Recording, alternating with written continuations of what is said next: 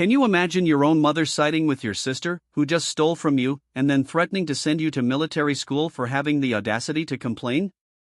That was my reality, and it was absolutely infuriating. I was just 14 years old, about a year before my parents' marriage finally imploded. My younger sister, bless her heart, treated money like it was going out of style, blowing her allowance on endless makeup, mall food, video games, and clothes from Hot Topic. Me? My dad made me earn my allowance through honest hard work, cleaning the house, doing yard work.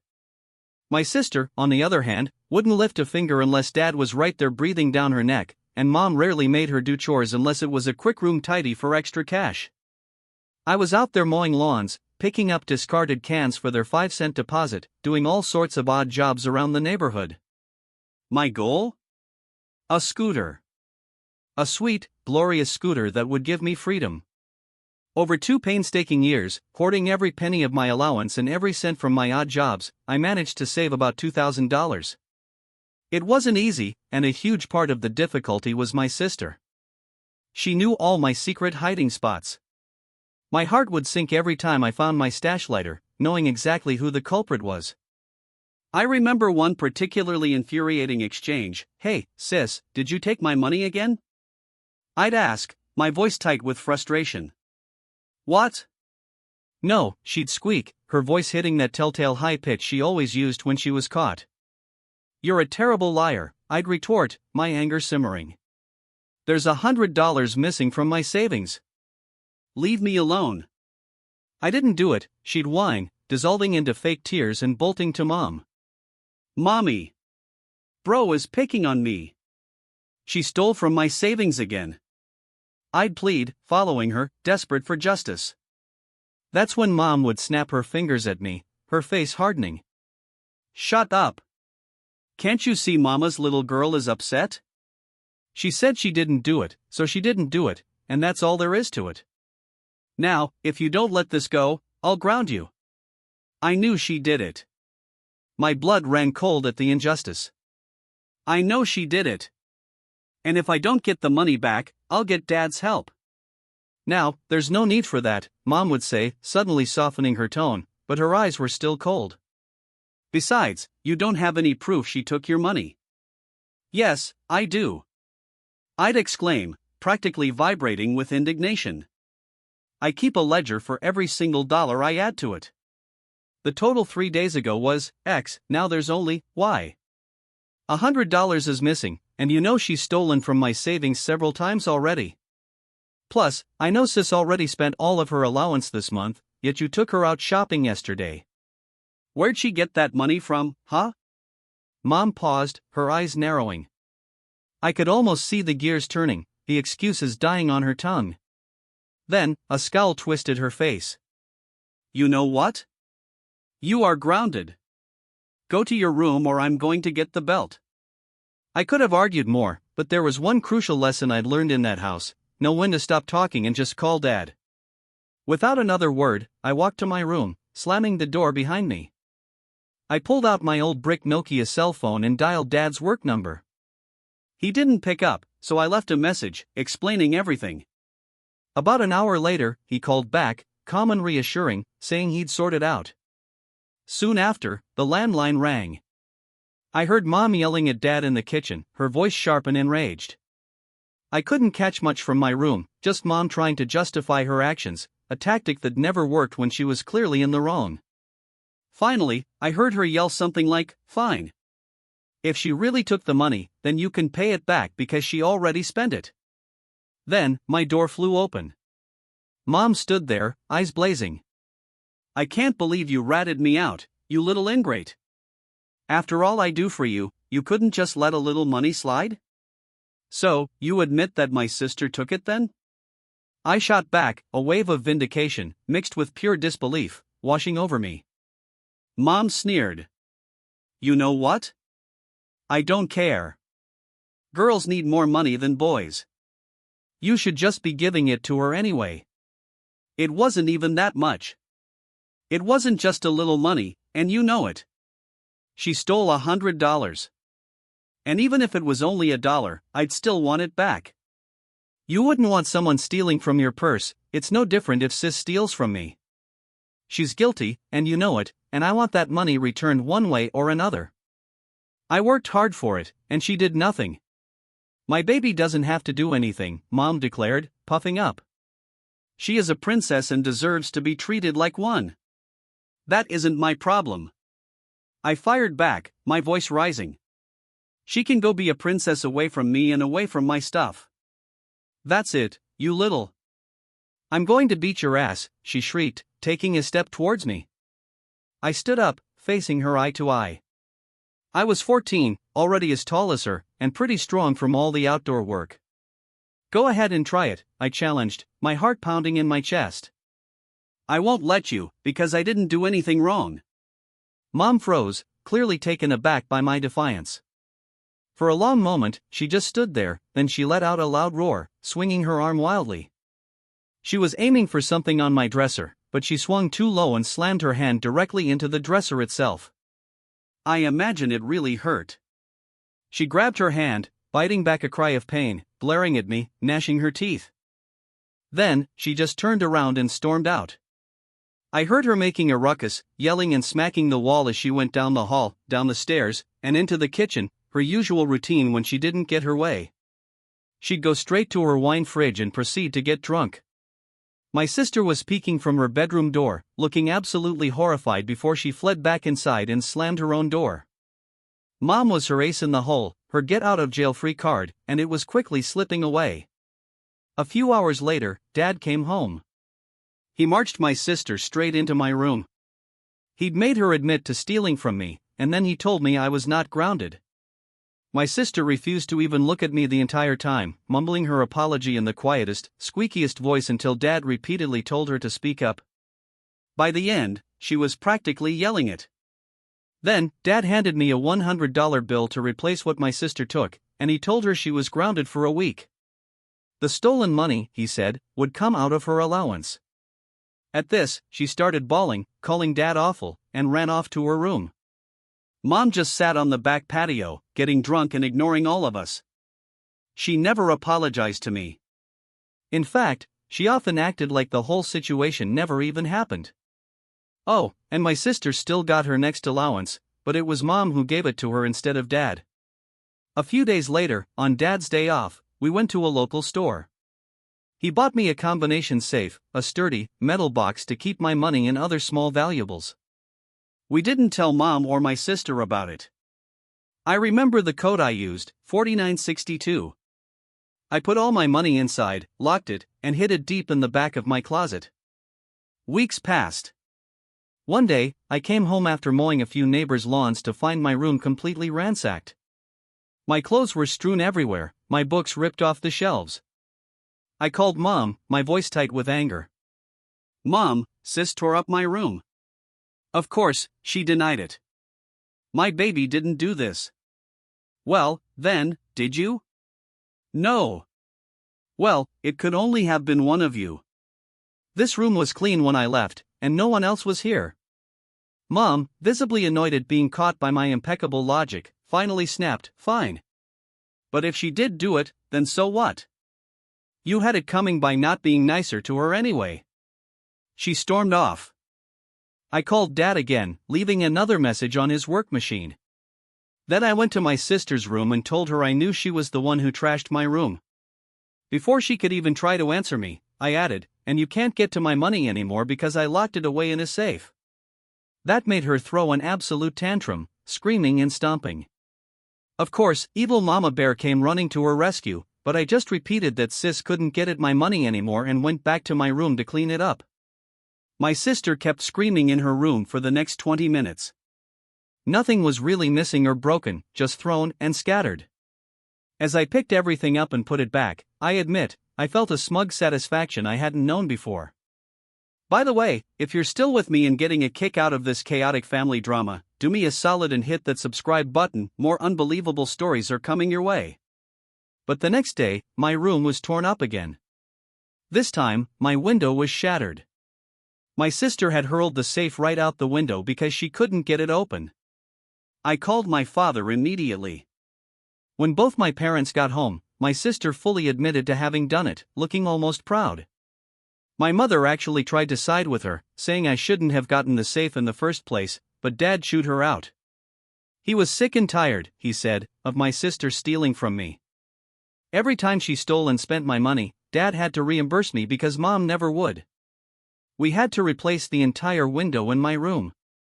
Dad got me a deadbolt lock for my door and even a combination key lockbox installed right next to it, containing the key. My sister was grounded for a month for breaking the window, and she spent that whole time sulking in her room whenever Dad was home. Of course, Mom let her go back to playing video games and watching TV the second Dad left for work. I didn't bother to say anything. I knew both my sister and Mom would go out of their way to make me even more miserable if I did. After her month-long grounding, my sister resorted to begging me for money every time she blew her allowance.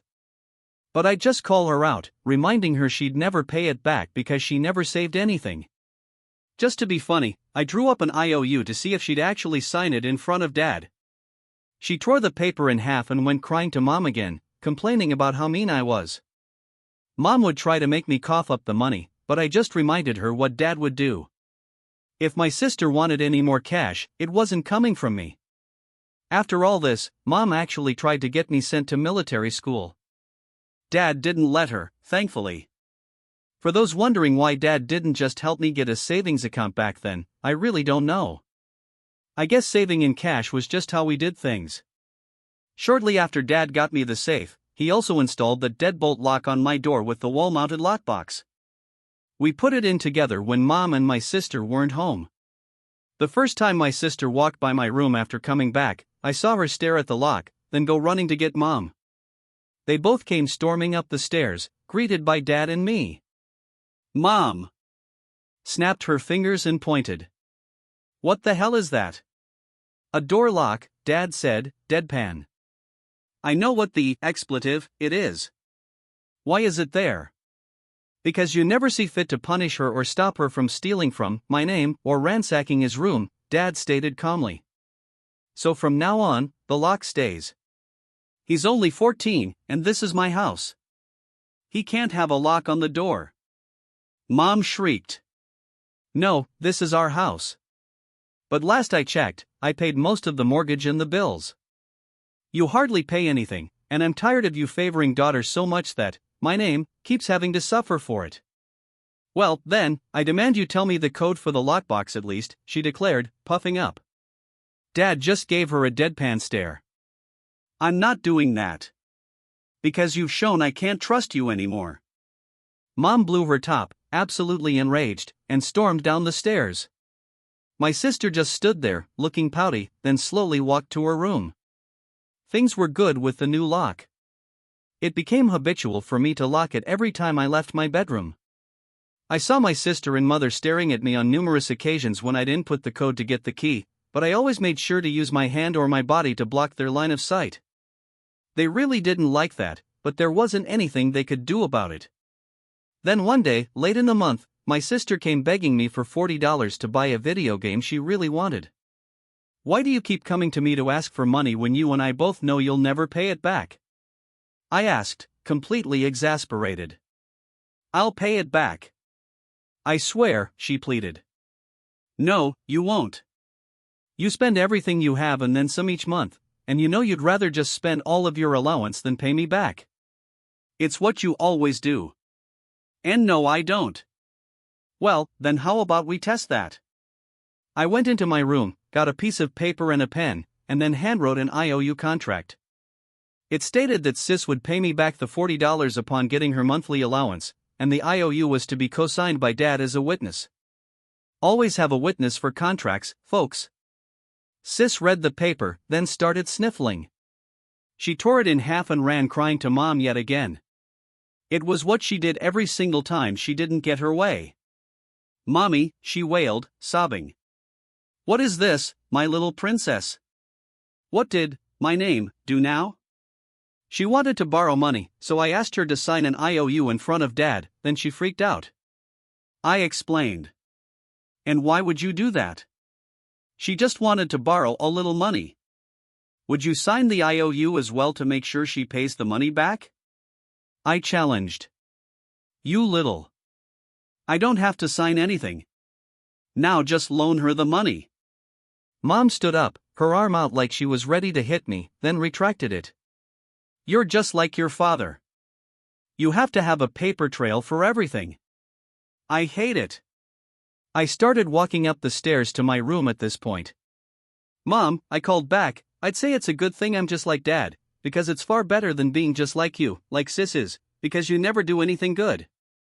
What was that, you little, she shrieked, storming up the stairs just as I got into my bedroom door and locked it. Now, my mom had a habit of throwing open my bedroom door to yell at me back then. She'd do one sweeping motion of opening the door while lunging her body forward. At this time, I'd only had the lock on my door for a little while, so she wasn't used to it yet. I locked the deadbolt, and she tried to throw open my door and slammed right into it with a pretty loud thud. Then I heard her fall onto the floor and start making noises of crying in pain. She'd slammed her body and face against the door pretty hard. It was an old-fashioned style door made of solid wood, and it gave her a fat lip and a bump on the forehead. I opened the door slightly, and she was sprawled out, pounding her fists on the floor. "You did this to me, you little expletive," she screamed. "You did it to yourself," I replied, feeling a strange mix of shock and morbid satisfaction. "You are grounded. Get out of my sight." After that, I called Dad, who just groaned over the phone. He said I wasn't grounded, but I was still in big trouble for goading her and to just let him deal with her when he got home. I ended up getting a stern lecture from Dad, along with added chores and a reduction to my allowance that month. But that was about it. After that day, every time Sis asked me for money, I asked her to sign an IOU. She really didn't like that. After that last confrontation, Mom seemed to get more wary. If she tried to attack me, it would end very badly for her. So, she mostly just yelled. She didn't lay a finger on me again until the events of me getting the house years later. I thought nothing of it and just continued my routine of school and odd jobs. My 15th birthday was right around the corner, and Dad presented me with an engine kit for my bike to help me get around town. He said I was better off saving for a car than a scooter, and this would do in the meantime. I agreed with his logic and kept saving for a car. A few days later, though, I found a pamphlet for a military school while sweeping grass off the back patio after mowing the lawn. It was on the ground, under a chair near where Mom liked to sit and drink wine. I had a bad feeling. A crazy scheme was brewing. I waited until Dad got home to show him what I'd found. He was pretty mad but didn't jump to conclusions. He went to Mom with the pamphlet and asked her about it. "Honey, what's this?" Mom went white at the sight of the pamphlet. "It's nothing. I've never seen it before." "Really?" Dad's voice was dangerously calm. "Because it says here you were planning on trying to send my name to military school, and you know I wouldn't allow it." That's when Mom broke her facade. "He needs to learn some discipline. He locks his door all the time, and I can't even spank him anymore because he's too big. This is the only way I have left to punish him for being a disobedient brat. My name did nothing wrong when he stood up to you because of your stupid favoritism." Dad thundered, finally snapping. "If anything, our daughter is the brat because of you and the way you spoil her and let her get away with stealing from her brother. And as far as I'm concerned, this discussion about sending my name to military school is over. And if you try to send him, then so help me, I'll bring the hammer down on you any way I can." "Well, I guess this whole family is just going to take away what little power I have left in this house then," Mom pouted, dramatically. "If I have nothing, I may as well be nothing. You and I both know you'd rather keel over than be nothing. Stop being so dramatic. My name is growing up and is his own man now with his own money." Mom just stormed out of the room, defeated. The next morning, before school, I saw her furiously trying to stuff something into the kitchen trash bin. I waited for her to leave for work and dug out what she was trying to hide. It was an application for the military school, filled out entirely in her handwriting. It required the signature of both parents or legal guardians, and there were 2 signatures on the paper. I recognized Mom's, but the other looked like a pitiful attempt to replicate Dad's. He prided himself on his smooth and complex signature, there was no way Mom could copy it without it looking like blatant fraud.